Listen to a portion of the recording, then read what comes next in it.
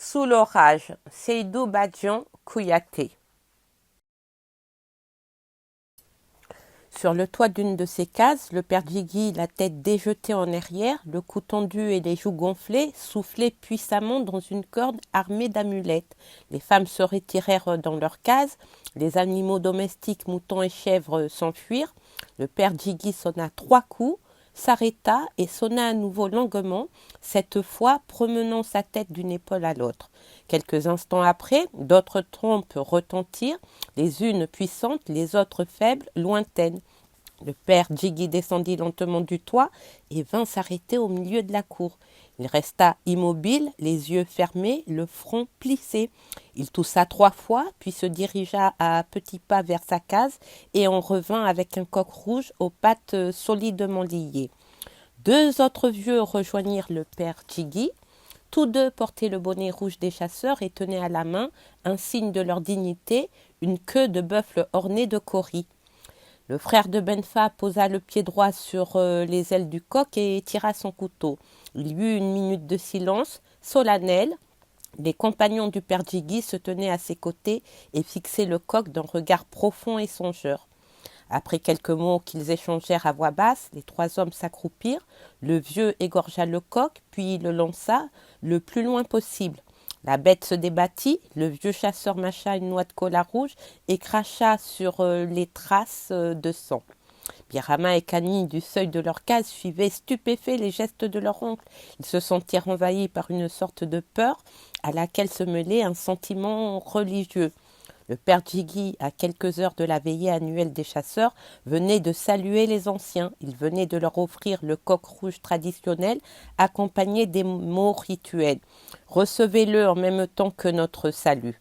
Vous êtes toujours parmi nous, dans les cases et dans la brousse.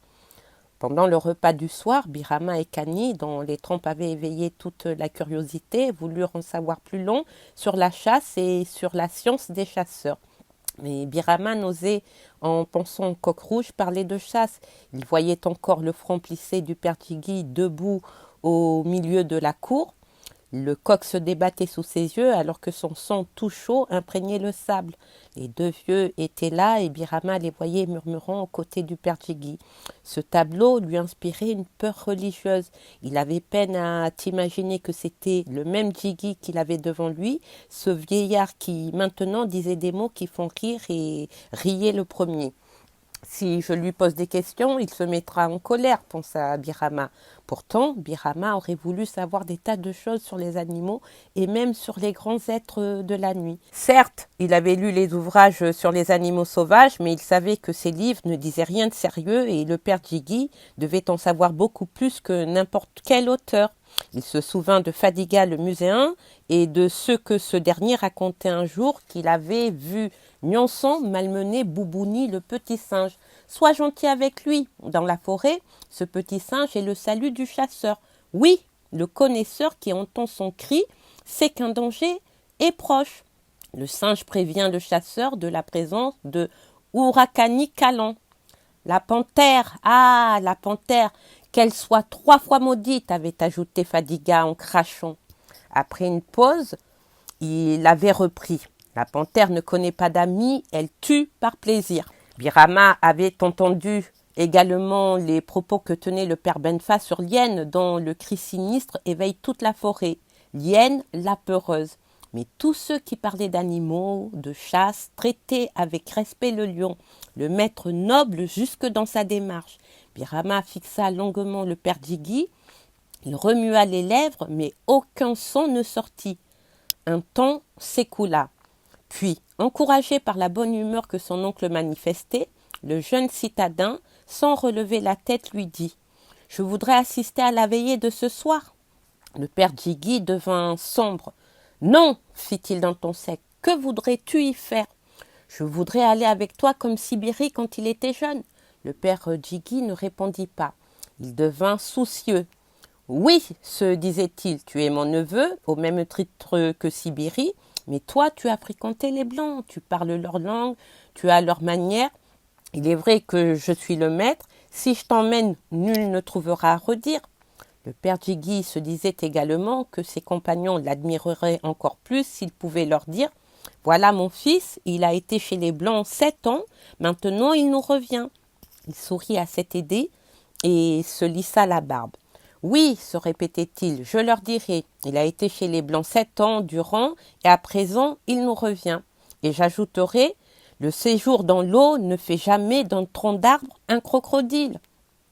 Le père Jiggy, s'il n'avait rien contre les Blancs, ne voulait rien d'eux non plus. Il eût préféré ainsi que les autres vieux que le Blanc resta dans les villes et ne vint jamais dans le village. Le Blanc veut tout savoir, il n'oublie même pas les vaches. Tu as combien d'enfants, combien de bœufs, as-tu un fusil, etc. Les jeunes du village avaient fini leur danse. Il était environ 1 heure du matin. Tout était calme. Les crapauds, par leur couassement continu, appelaient la pluie. Le fleuve gémissait. Le père Jiggy, étrangement habillé, vint trouver Birama. « Il est temps, viens !» Une trompe venait de retentir, suivie de 7 coups de tam-tam. Birama avait été préparé par son oncle. Il s'habilla aussi étrangement que lui. Sur le seuil de sa case, il répétait maintenant ce que lui disait la voix solennelle du chasseur. « Mes yeux verront, mais ma bouche restera close. Rien de vous ne m'étonnera.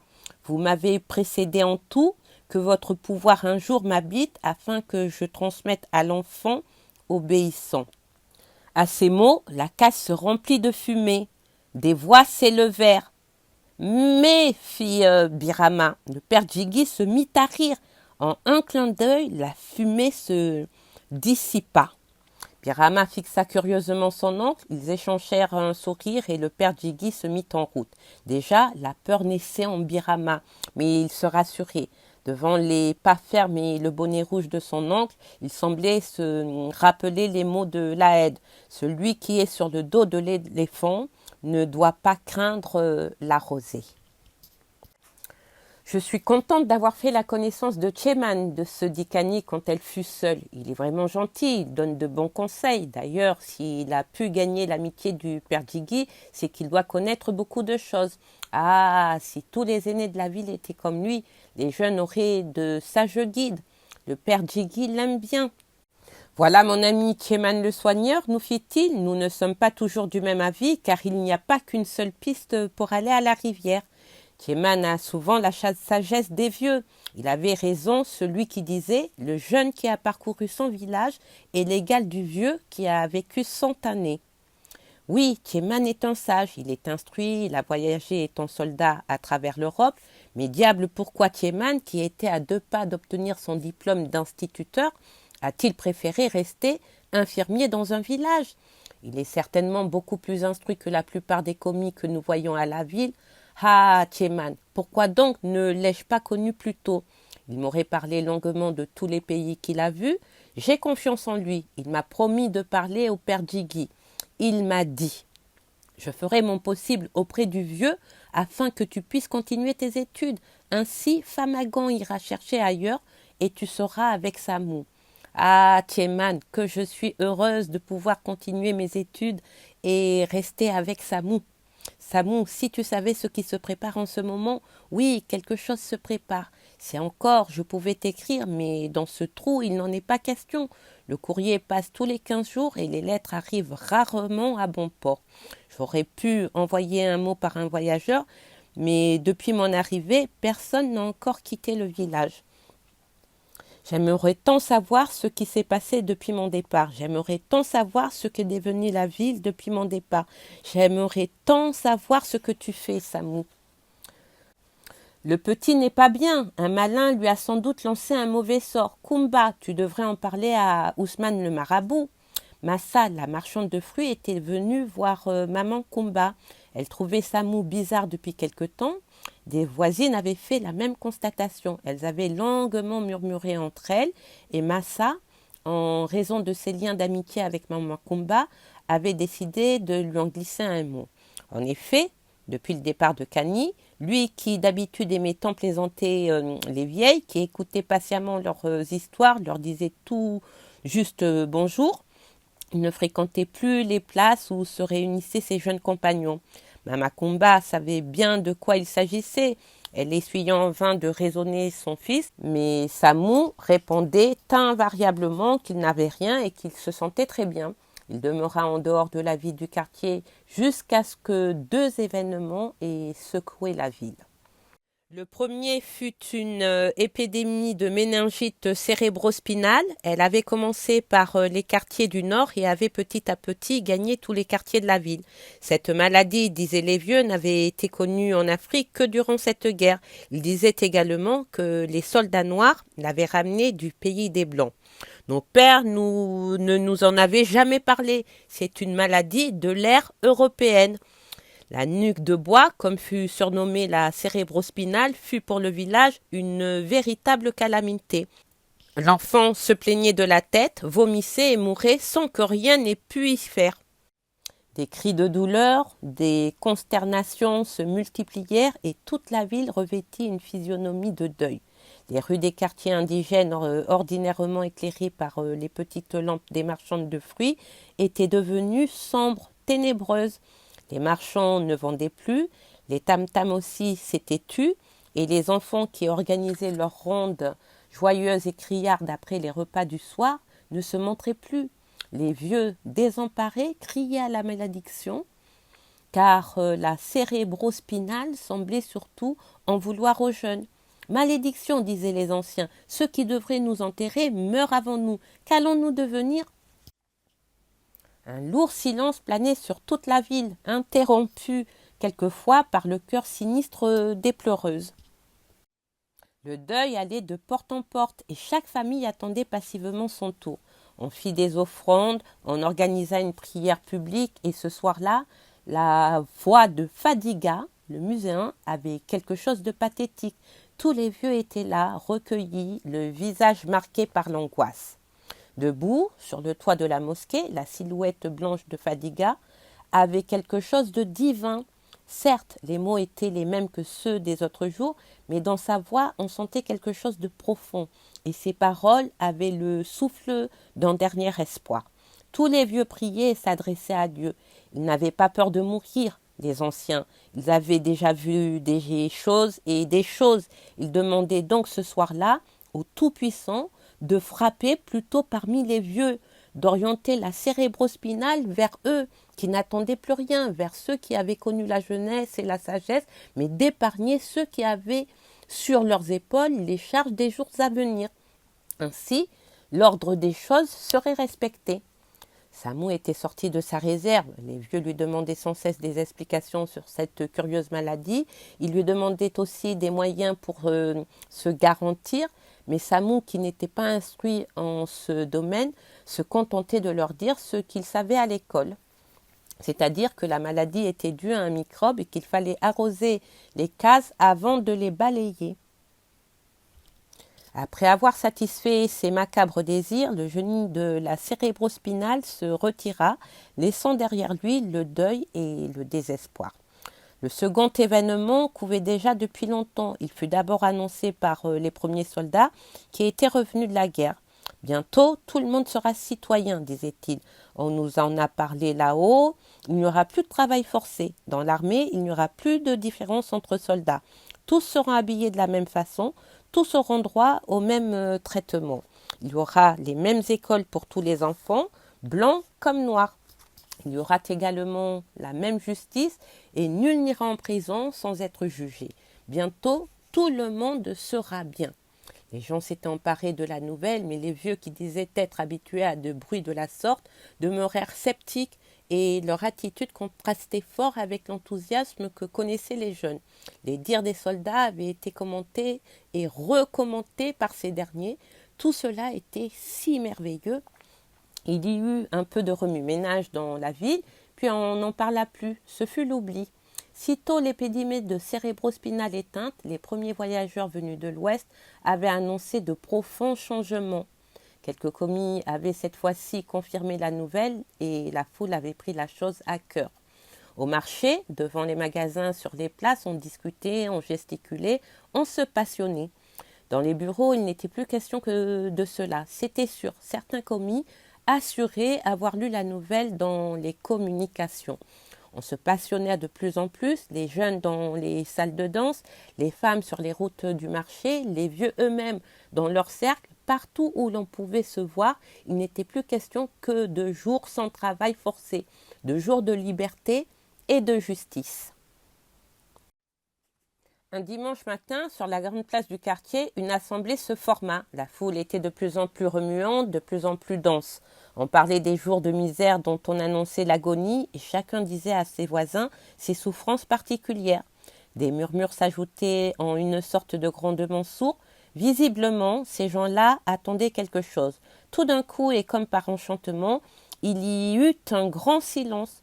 On leva les yeux. Macan, un fils du quartier, venait dégrimper sur un toit face à la foule. « Nous sommes pour la justice et l'égalité, hurla-t-il. Nous ne voulons plus être d'éternels subordonnés. Nous ne voulons plus qu'il y ait 2 poids et 2 mesures. Nous ne voulons plus être des sujets. » C'est le coup de tonnerre, le mot est lâché. On regarde autour de soi, personne ne bouge, les policiers sont là et ne font aucun geste à l'adresse de Macan. Ils écoutent et acquiescent eux aussi. Est-ce possible? Dire ça tout haut? Mais toujours rien, rien ne bouge. Macan est là, pas en prison. Décidément, les temps ont changé. À travail égal, salaire égal. Nous en avons assez de travailler pour rien. Nous voulons la justice. La foule tonne, mains et visages se tendent vers Macan. Macan a parlé. Il a dit tout haut ce qui hier encore ne se disait qu'entre frères. Et rien n'en est résulté. Macan est un homme. Les temps ont changé. Temps nouveau, temps nouveau. Les villageois qui s'étaient réfugiés dans la ville envisagent le retour parmi les siens, car le travail forcé va mourir, il sera désormais protégé par la loi. Il devient un homme libre. Le commis est heureux, il ne sera plus l'éternel subordonné, il aura le salaire qu'il mérite. Les jeunes pourront faire les études qui leur plaisent, ils ne seront plus limités. Le soldat sera dans les mêmes conditions que le soldat blanc. Oui, tout le monde sera bien et le tam-tam gronde de plus belle. Sidi avait couru chez Samou. « Viens » avait-il dit, « l'heure sonne ». Ils avaient écouté avec transport la voix de Macan. À côté de Sidi, un blanc fumait sa pipe et écoutait. C'était Monsieur Donzano, leur ancien directeur d'école. Après le discours, Monsieur Donzano se tourna vers ses anciens élèves. « Bonjour, jeunes gens. Bonjour, monsieur. Vous avez entendu ? » ?»« Oui, monsieur. » »« Qu'en pensez-vous ? » ?»« Eh bien, il a raison. Je suis de son avis. » Surprise chez Sidi et Samou. « Vous devriez venir chez moi, reprit monsieur Donzano. On discutera de tout cela. Vraiment, tout a changé. C'est la première fois que monsieur Donzano s'entretient si familièrement avec ses élèves. Il est question d'élire des représentants. Voyez-vous, jeunes gens, je suis entièrement d'accord avec monsieur Macan, mais je trouve qu'il nous faut aller doucement. Il ne faut rien précipiter. Monsieur, c'est une question de vie ou de mort. Les gens souffrent. Certes, il y a beaucoup d'erreurs qu'il faut réparer, mais il est question de créer des assemblées ici. N'est-ce pas trop tôt ? Mais monsieur, il y a toujours eu des assemblées en Afrique. Il n'y avait pas que l'anarchie et l'esclavage avant l'arrivée des Européens.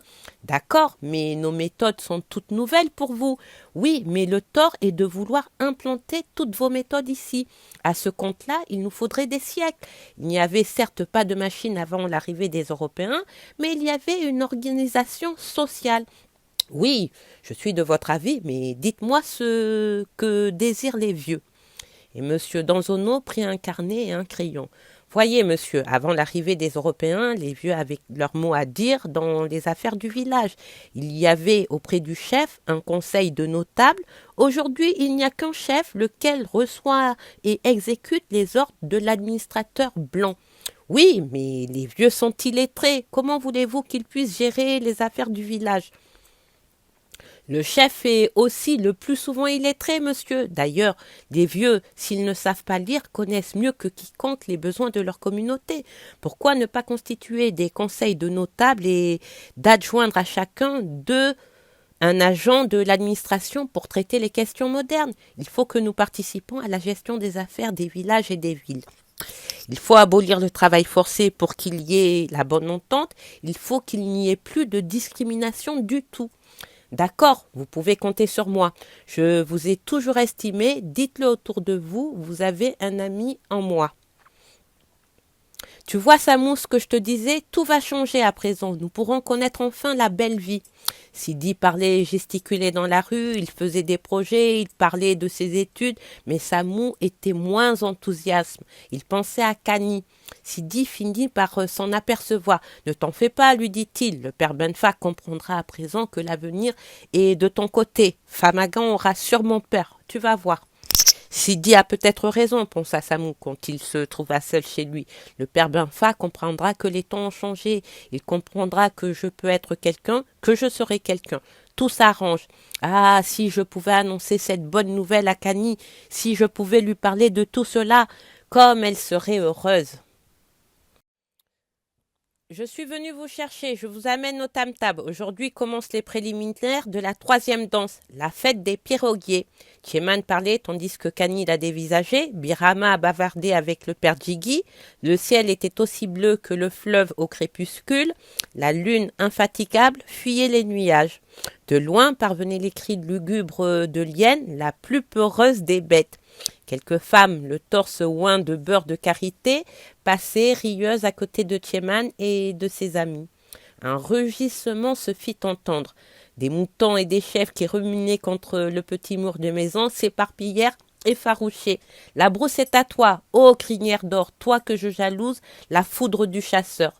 Pirama et Kani se retournèrent. À quelques mètres d'eux, celui qui venait de parler ainsi était un petit vieux couvert de haillons et tenant en main sa petite guitare, sorte de calebasse couverte d'une peau de lézard sur laquelle s'étire un crin de cheval. Un lion rugit de nouveau, et le petit vieux, visage épanoui, les narines dilatées, reprit. Si le roi a son spectre, tu as ta crinière, et ta démarche est aussi belle que la danse royale. Un monceau de bois flambé, pétillant au milieu du cercle que formait une foule enthousiaste et bruyante. Les tam-tams ne battaient pas encore, les femmes s'impatientaient, chantaient et dansaient. Tout était désir de rythme et soif de mouvement. Soudain, un homme, torse nu, un masque étrange sur le visage, s'avança au milieu du cercle, tirant derrière lui un bouc qui avançait à grande peine. Le silence se fit comme par enchantement. L'homme fit face au tam-tam, posa le pied sur la corde à laquelle était attaché l'animal, leva les bras au ciel, se tourna vers les femmes, fit le même geste et quitta la scène. Immédiatement après lui, des battements de mains crépitèrent. Les trompes retentirent, le sol parut trembler, les arbres frémirent, les flûtes sifflèrent et le tambour gronda. Tous ces instruments mêlant leurs sons annonçaient au village environnant les préliminaires de la troisième danse. Une demi-douzaine de jeunes filles avançaient en dansant, une demi-douzaine de garçons marchaient vers elles, autour du feu de bois évoluaient des torses noirs, s'épanouissaient des visages noirs éclairés par la lune et des sourires joyeux. « Vous n'avez pas ça à la ville, dit Tieman avec une enfantine fierté. Je n'allais pas au tam-tam, répondit Barama sans quitter des yeux la danse et les danseurs. Pourquoi eh bien, ah oui, je vois, ça ne t'intéresse pas, tu n'es d'ailleurs pas le seul, tous les jeunes évolués sont comme toi. Tieman s'approcha et mit la main sur l'épaule de son ami. Mon vieux, vous avez tort, nous avons de très belles danses, une très belle musique. Birama fit l'étonné, il regarda Tieman sans mot dire. Oui, insista l'infirmier, vous avez tort de vouloir tout laisser tomber, vous avez tort d'essayer d'imiter les Européens en tout. Comprends-moi bien, l'homme européen n'est qu'un des multiples aspects de l'homme. On ne vous demande pas d'être européen, on vous demande pas de vous défigurer. Birama essaya de placer un mot, mais Tieman ne lui en laissa pas le temps. Il n'est pas question pour vous de fuir votre milieu. Cherchez plutôt à agir sur lui. Cherchez à sauver ce qui doit être sauvé et essayez d'apporter vous-même quelque chose aux autres.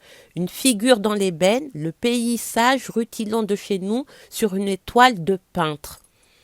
Tieman oubliait le tam-tam, il prononça ces dernières paroles avec une chaleur toute particulière, puis il bourra sa pipe de terre cuite et frotta une allumette. Il ne s'agit pas évidemment de tout accepter, mais faites un choix. Les coutumes sont faites pour servir les hommes, nullement pour les asservir. Soyez réalistes, brisez tout ce qui enchaîne l'homme et gêne sa marche. Si vous aimez réellement votre peuple, si vos cris d'amour n'émanent pas d'un intérêt égoïste, vous aurez le courage de combattre toutes ces faiblesses. vous aurez le courage de chanter toutes ces valeurs. J'étais comme vous. Quand j'avais ton âge, je ne connaissais rien de ces choses-là. Mais crois-moi, j'ai compris ma bêtise un jour. J'étais alors soldat en Europe. Il y avait eu une fête au régiment où nous avons demandé de présenter un numéro folklorique.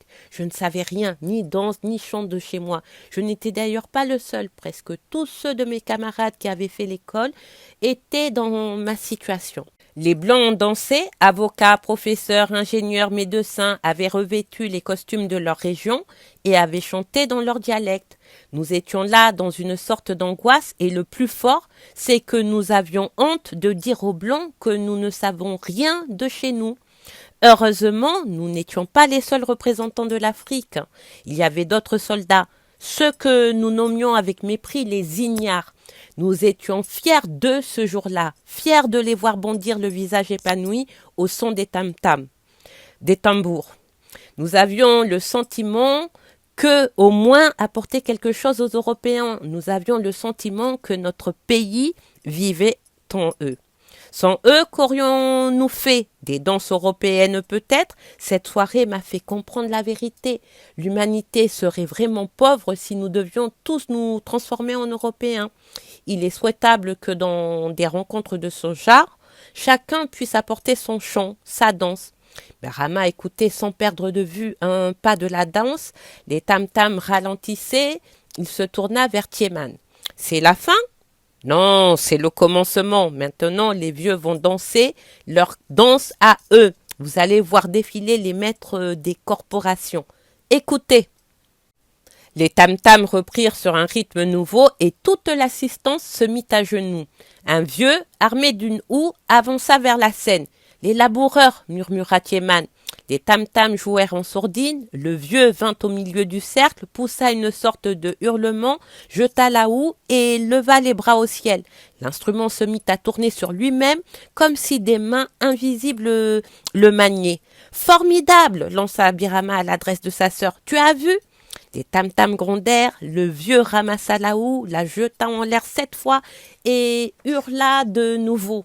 Les visages se levèrent, la houe ne retomba pas et tandis que les vieux semblaient la chercher à travers l'espace, le vieux alla s'agenouiller immobile devant les tam-tams. On le vit se relever quelques instants après, sa houe sur l'épaule. « Terrible !» s'exclama Birama. Des murmures s'élevèrent parmi les spectateurs. De petits tam-tams sonores annoncèrent les tisserands. Un vieillard sec, de haute taille, apparut sur la scène, un pagne à la main. Les tam-tams jouèrent en sourdine.